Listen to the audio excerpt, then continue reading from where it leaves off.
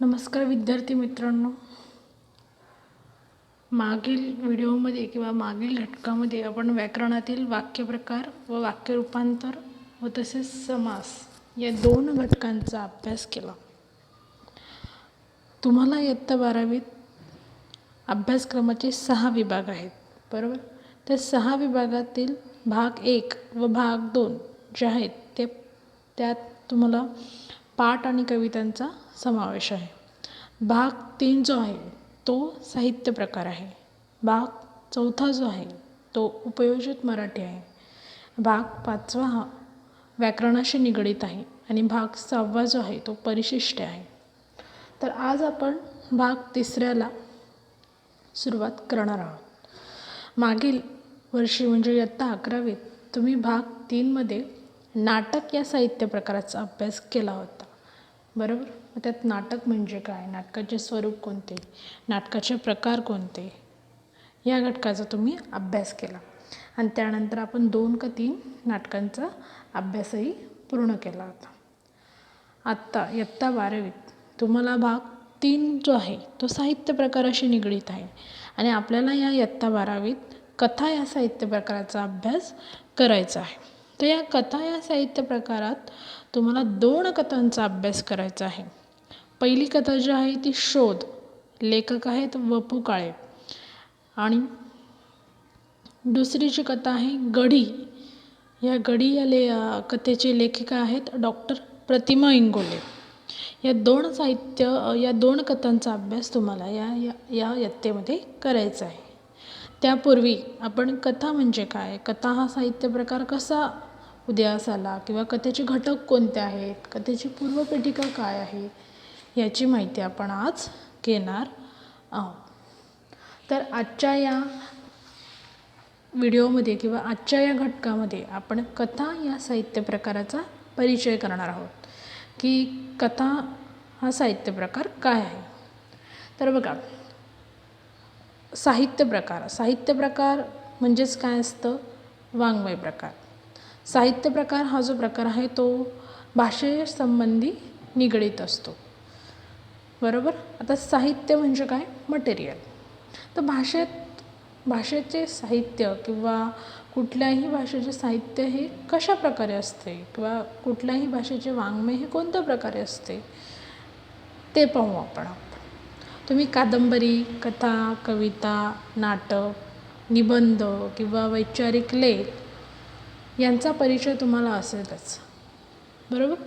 जसं मागील इयत्तेत आपण नाटक या साहित्य प्रकाराचा अभ्यास केला, तसं या प्रकरणात आपण कथा या साहित्य प्रकाराचा अभ्यास करणार आहोत. तर कादंबरी, कथा, कविता, नाटक, वैचारिक लेख, आत्मचरित्र किंवा निबंध हे जे आहेत ते काय आहेत, बरोबर, साहित्य प्रकार आहेत. मराठी भाषेतील साहित्य प्रकार आहेत. तर तुम्ही मागच्या वर्षी नाटक या साहित्य प्रकाराचा अभ्यास केला. कविता म्हणजे काय तुम्हाला परिचित आहे, बरोबर. कादंबरी म्हणजे काय असते, एक जीवनाचा पट असतो जो अजून तुम्हाला अभ्यासक्रमाला आलेला नाही आहे, बरोबर. आणि आता कथा म्हणजे काय आपण ते पाहणार आहोत, बरोबर. पूर्वी गोष्ट सांगायची.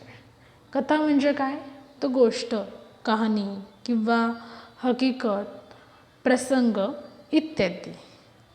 आता गोष्ट सांगण्याची किंवा ऐकण्याची आवड जी होती ती माणसाला पूर्वीपासूनच होती, बरोबर. कथेपासून तुमचं काय होतं, श्रवण होतं, बरोबर. श्रवण म्हणजे काय, ऐकतो. गोष्ट ही काय सांगितली जाते म्हणजे ती आपण ऐकतो. मग ते जे श्रवण आहे ते श्रवण म्हणजे श्रवणीयता, मनोरंजन, प्रबोधन ही या कथा या साहित्य प्रकाराची काय आहेत, वैशिष्ट्य आहेत.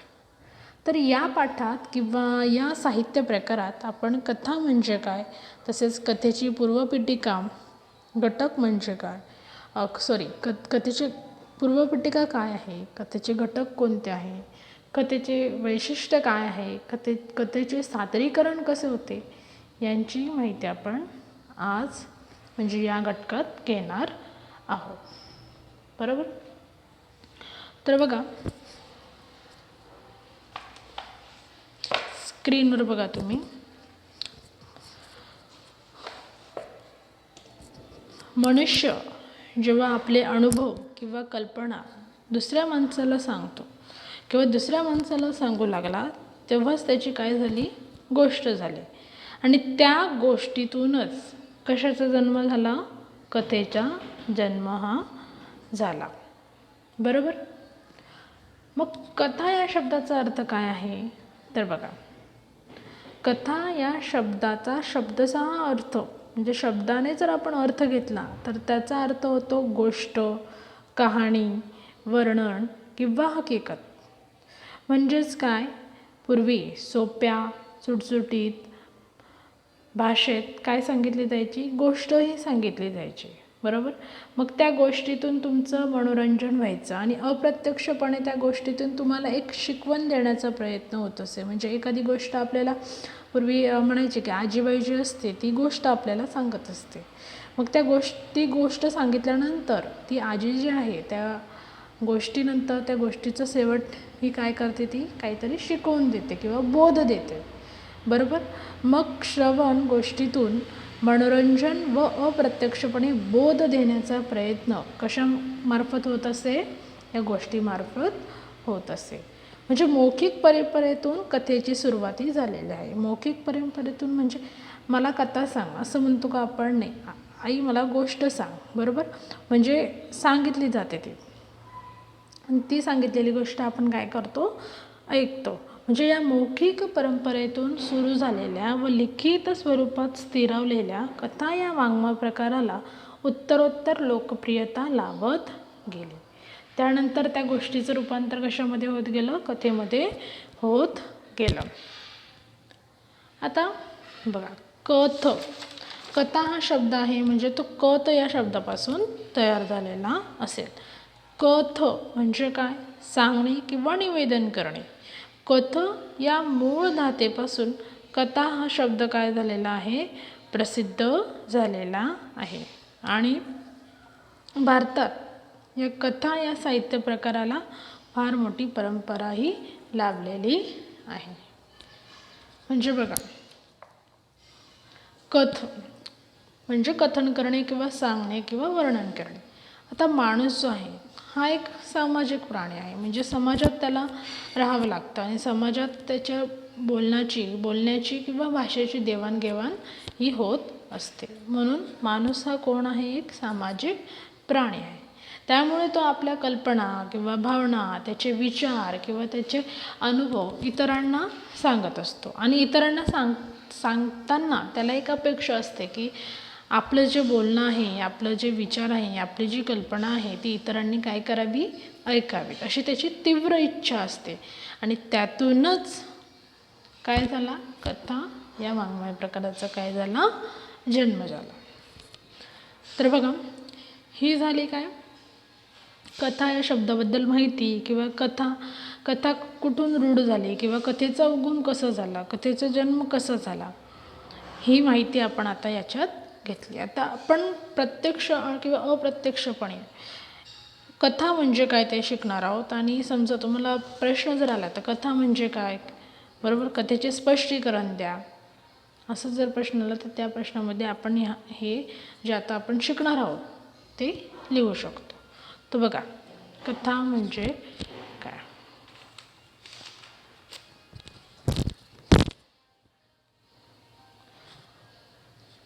प्रारंभी एखादी शिकवण देण्यासाठी किंवा बोध देण्यासाठी कथालेखन केले जाईल. म्हणजे ज्यावेळेस पूर्वी गोष्टीचं स्वरूप होतं कथेला, ती मौखिक परंपरेने सुरुवात झाली.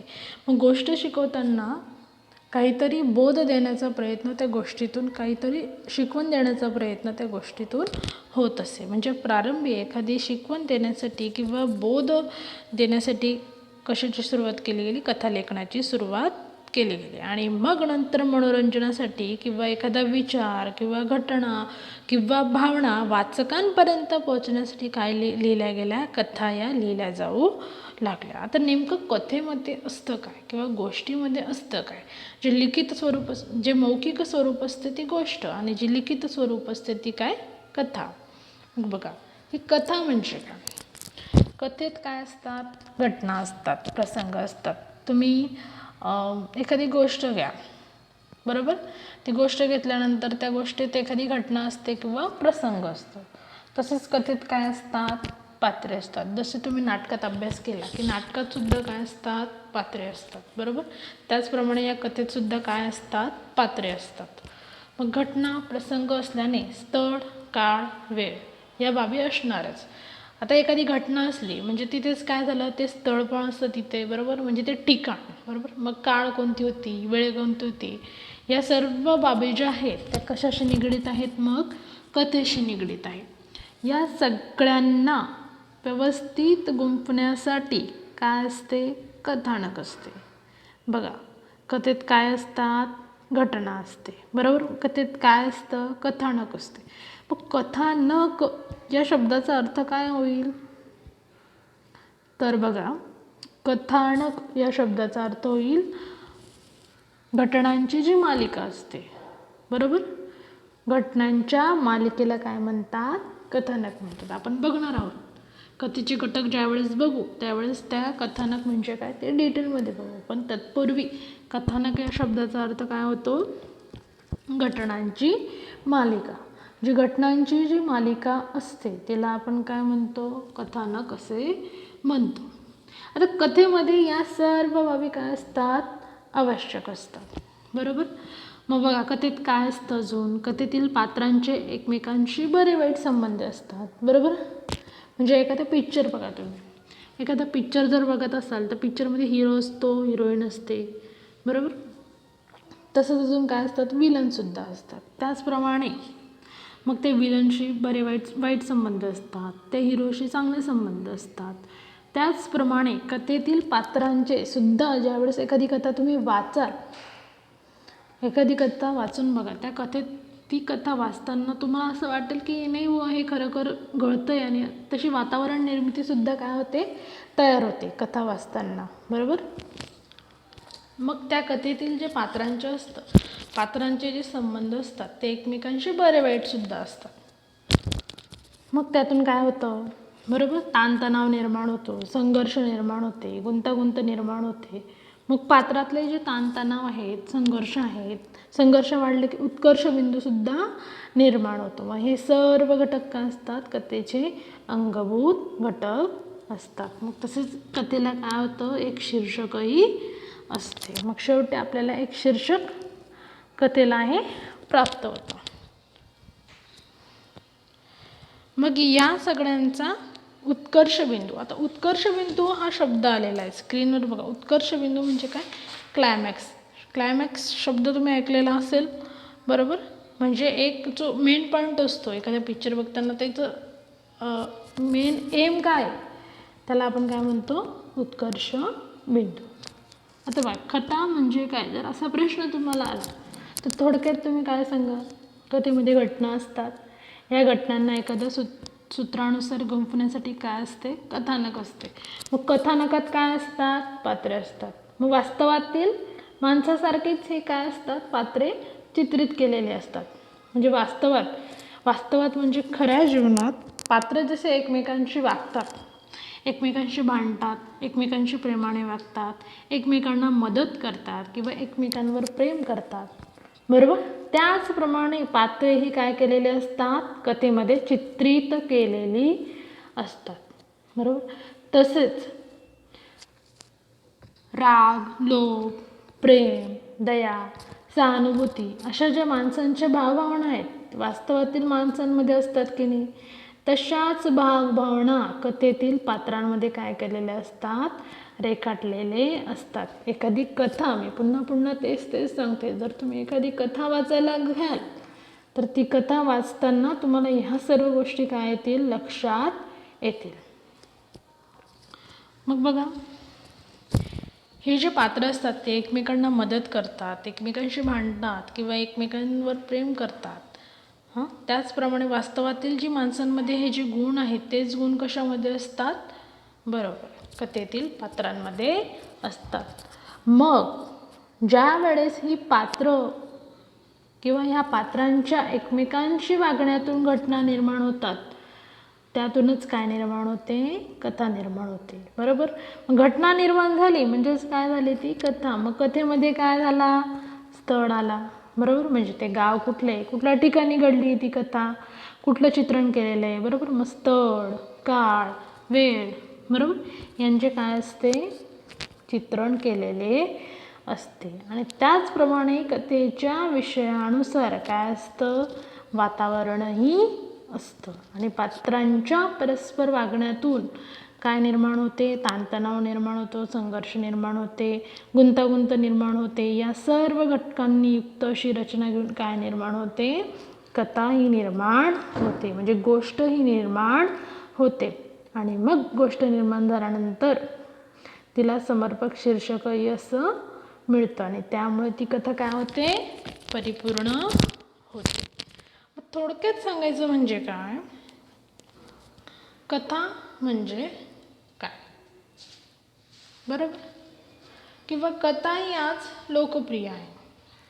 कथा म्हणजे काय, कथेची व्याख्या म्हणजे काय, तर कथेची व्याख्या आपण इथे लक्षात घेऊ की एका विशिष्ट स्थलकाली पात्रांच्या परस्पर संबंधातून घडलेल्या घटनांचे एखाद्या विशिष्ट हेतूने केलेले उत्कंठावर्धक चित्रण म्हणजे काय होय, बरोबर, कथा होय. एका विशिष्ट स्थलकाली पात्रांच्या परस्पर संबंधातून घडलेल्या घटनांचे एखाद्या विशिष्ट हेतूने केलेले उत्कंठावर्धक चित्रण म्हणजे काय, कथा. आता उत्कंठावर्धक चित्रण म्हणजे कथेत चित्रण केलेलं असतं, बरोबर. मग ते चित्रण पात्रांच्या परस्परातून संबंधातून निर्माण झालेल्या घटनेमुळे केलेलं असतं. आणि तीच घटना कशाच्या स्वरूपात आलेली असते, कथेच्या स्वरूपात ही आलेली असते. आणि मग एखाद्या विशिष्ट स्थलकाली म्हणजे ती घटना कुठेतरी घडलेली असते, म्हणजेच तिथलं काय झालं, स्थलकाल झालं. म्हणून व्याख्येत काय आलेलं आहे, एका विशिष्ट स्थलकाली पात्रांच्या परस्पर संबंधातून घडलेल्या घटनांचे एखाद्या विशिष्ट हेतूने केलेले उत्कंठावर्धक चित्रण म्हणजे काय होय, बरोबर, काय होय, कथा होय. अर्थात प्रत्येक कथेत काय असतं, मग घटक हे असतातच, बरोबर. मग कथेत प्रसंगसुद्धा असतो, वातावरण निर्मिती असते, तसेच गोष्ट ही विचारांची असते किंवा भावनांची असू शकते. म्हणजेच थोडक्यात कथा म्हणजे काय, केवळ प्रसंगाचे वर्णन का नाही, केवळ व्यक्तीचे चित्रण का नाही, किंवा विचाराचा परिपोष का, किंवा फक्त विचार मांडलेला असतो का नाही, तर कथा म्हणजे काय, त्याच्यात पात्र असतात, प्रसंग असतात, संघर्ष असतो, वातावरण असते, विचार असतो, भावना असते, निवेदनशैली असते, बरोबर. या सर्वांचे किंवा अशा सर्वांचे एक सुसंघटित प्रकटीकरण होय. आला लक्षात. थोडक्यात तुम्हाला कथा लक्ष द्यायचं, कथेमध्ये काय असतात, घटना असतात, त्या घटनांची मालिका म्हणजे कथानक असतात. जिथे कथानक आलं म्हणजे त्या कथानकात काय असतात, पात्रे असतात.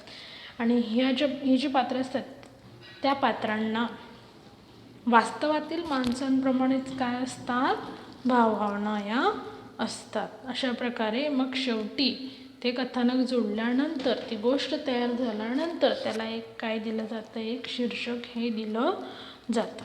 अशा प्रकारे थोडक्यात म्हणजे कथेमध्ये केवळ प्रसंगाचं वर्णन असतं का नाही, केवळ व्यक्तीचं वर्णन असतं का नाही, किंवा निव्वळ दृष्टिकोन किंवा एकाच विचाराचा परिपोष नव्हे, म्हणजे एकच विचार मांडलेला असतो का, तर नाही. तर कथा म्हणजे काय, पात्रे, प्रसंग, संघर्ष, गुंतागुंत, वातावरण, विचार, भावना, निवेदन शैली अशा सर्वांचे एक सुसंघटित प्रकटीकरण होय. आलं लक्षात. कथा म्हणजे काय. आता कथेची पूर्वपीठिका काय आहे, म्हणजे कथेचा पूर्वीची माहिती काय आहे, तर बघा 1890मध्ये श्रेष्ठ कादंबरीकार हरिनारायण आपटे, बरोबर. हरिनारायण आपटेंचं तुम्ही नाव ऐकलंच असेल. आणि ते श्रेष्ठ कोण होते, कादंबरीकार होते. मग 1890मध्ये श्रेष्ठ कादंबरीकार हरिनारायण आपटे यांनी कुठल्या साप्ताहिकाची सुरुवात केली असेल, करमणूक. तर ह्या करमणूक साप्ताहिकातून त्यांनी दैनंदिन जीवनाशी संबंधित साध्या व हृदयस्पर्शी कथा काय केल्या होत्या, प्रकाशित केल्या होत्या. म्हणजे श्रेष्ठ कादंबरीकार यांनी करमणूक साप्ताहिकाची सुरुवात केली आणि त्या साप्ताहिकात या ज्या छोट्या छोट्या कथा होत्या त्या कथा काय झाल्या, प्रसिद्ध या त्या लेखातून झाल्या किंवा त्या साप्ताहिकातून झाल्या. साप्ताहिक म्हणजे काय रे, बरोबर, त्या आठवड्यातून एकदा जी पुरवणी येते त्याला आपण काय म्हणतो, साप्ताहिक असे म्हणतो. मग पुढे काय झालं, कथेच्या स्वरूपात कालानुरूप बदल झाले, कालानुरूप बदल होत गेले. मग आशय आणि अभिव्यक्तीत पण बदल होत गेले. म्हणजे बघा, म्हणजे काय, पूर्वी कसं असायचं, बरोबर, पूर्वीच्या पिक्चरमध्ये आणि आताच्या पिक्चरमध्ये फरक आहे ना. त्याचप्रमाणे काय, कथा आणि कथेचे आताच्या कथांमध्ये काय आहे, बदल होत गेला. मग नंतर काय झालं, आधुनिक तंत्र निर्माण झालं. मग आधुनिक तंत्र, मग ग्रामीण कथा उदयास आल्या, मग दलित कथा उदयास आल्या. अशा प्रकारे हे पण काय, ग्रामीण कथा, दलित कथा, स्त्रीवादी कथा या काय आहेत, कथेचे काय आहेत, प्रकार आहेत. मग नंतर स्त्री शिक्षणाचा प्रसार झाला, बरोबर. मग त्या स्त्री शिक्षणाचा प्रसाराचाही प्रभाव कशावर झाला आहे, साहित्यावर झाला. साहित्यावर म्हणजे त्यातून मग कथा निर्माण झाली, सावित्रीबाई फुलेंची कथा निर्माण झाली, मग महात्मा फुलेंची कथा निर्माण झाली, बरोबर. मग स्त्री शिक्षणाच्या प्रसाराचा प्रभावसुद्धा काय झाला, साहित्य प्रकारावर पडला आणि मग स्त्रियांच्या अनुभव कथेच्या माध्यमातून काय झाले, व्यक्त झाले. आणि मग आजची जीवनाची विविधांगी म्हणजे जीवनाचे विविध दर्शन घडवणारी कथा काय झाली, वाचकांना ही आवडायला लागली. तर बघा, तुमच्या माहितीसाठी सांगते की 1806 साली बालबोध मुक्तावली नावाचे पहिले पुस्तक, मराठीतील पहिले पुस्तक हे काय झाले, प्रसिद्ध झाले. कोणत्या वर्षी सुरू झाले ते, 1806. नाव काय तिचं, बालबोध मुक्तावली. हे बघा, हे जे आपण बारीक जो अभ्यास करणार आहोत तो अभ्यास तुम्हाला पुढे ना कधी तरी उपयोगी पडेल. जेव्हा तुम्ही मोठ्या शिक्षणाला गेलात किंवा कुठल्या परीक्षा द्यायला सुरुवात केली, कुठलाही प्रश्न कुठल्याही प्रकारे विचारू शकतात. म्हणजे त्यामुळे ऐकताना तुम्ही काय करायचं की ज्या बारीक गोष्टी आहेत त्या नोट करायच्या. मग बघा, कथेच्या पूर्वपीठिकेमध्ये आपण बघणार आहोत की 1806 साली छापलेले बालबोध मुक्तावली मराठीतील गोष्टीचे पहिले पुस्तक. कोणते, मग बालबोध मुक्तावली. मग ते कधी प्रसिद्ध झालं, 1806 साली. मग बघा, त्यानंतर कोणते पुस्तकं आले, 1815 साली पंचतंत्र, मग हितोपदेश ते पण 1815 साली, आणि मग सिंहासन बत्तीशी 1824 साली, इसप नीती कथा 1828 साली, आणि मग वेताळ पंचविशी, अशी अनेक मराठीतील पुस्तकं काय झाली, प्रसिद्ध झाली. आणि मग लहान लहान गोष्टी, मराठी ज्ञानप्रसारक 1850 साली सुरू झालेल्या नियतकालिकेतून ह्या अनेक लहान लहान गोष्टी काय झाल्या, प्रसिद्ध झाल्या. म्हणजे सुरुवातीला काय झालं, लहान लहान गोष्टी प्रसिद्ध झाल्या आणि मग नंतर त्यांना मोठे स्वरूप हे प्राप्त झाले. आणि मग 1890 साली खऱ्या अर्थाने आजच्या कथेची सुरुवात केव्हा झाली, 1890 साली झाली.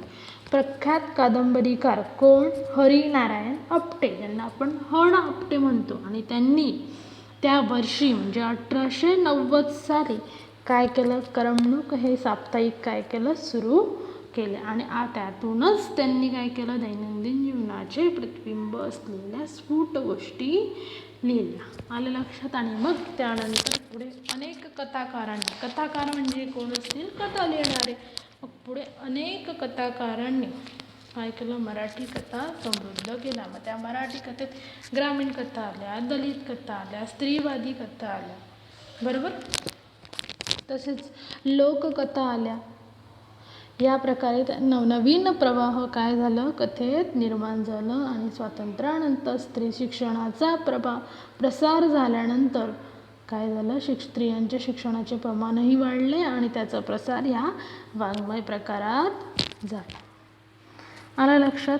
तर अशा प्रकारे तुम्ही कथा म्हणजे काय किंवा कथा हा साहित्य प्रकार काय आहे, कथा या शब्दाचा उदय कसा झाला किंवा हा शब्द रूढ कसा झाला याची माहिती आपण या व्हिडिओमध्ये घेतली. आणि तसंच आपण कथेची पूर्वपीठिका बघितली.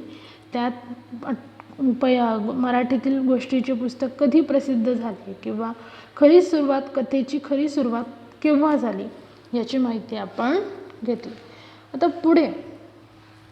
पुढच्या लेक्चरला किंवा पुढच्या व्हिडिओमध्ये आपण कथेचे घटक कोणते आहेत ते पाहणार आहोत आणि टप्प्याटप्प्याने तुम्हाला या पाठाचा अभ्यास करताना जसं आता कथा म्हणजे काय ते आपण शिकलो. मग कथा म्हणजे काय, कथेचे स्वरूप काय आहे, या प्रकारे तुम्हाला आजच्या व्हिडिओमधले जे नोट्स आहेत ते तुम्हाला काढायचे आहेत. आणि मग नंतर आपण कथेचे घटक आणि मग कथेच्या घटकानंतर आपण कथेचे वैशिष्ट्य, त्यानंतर कथेचे सादरीकरण, अशा प्रकारे आपण काय करणार आहोत, प्रश्न पण पाहणार आहोत आणि अभ्यास पण करणार.